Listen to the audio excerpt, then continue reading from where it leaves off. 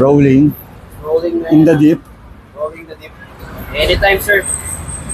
Good afternoon. Welcome mga Kyunay. So, another day.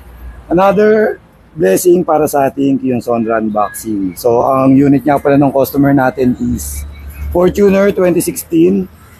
Yan. At ang napili niya para sa kanyang headlight is KJR2 5000 Kelvin warm light adaptive. So, open natin. Sa purchase ni sir is meron tayong 3 years and 6 months warranty. Naka-quad chip na yung bulb natin. Yan. And 40 watts per bulb. So less battery consumption and battery friendly na rin siya. At sa kanyang lifespan is 50,000 hours. So tatagal ng 5 to 6 years. Naka-IP68 waterproof rating na rin tayo.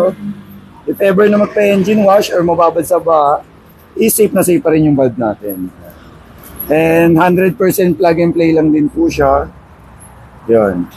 So mamaya update namin kayo para sa side-by-side test na galing sa stock halogen, to Kyun Sonra bulb. Thank you for choosing Kyun Sonra. Okay, kakat natin yung boss.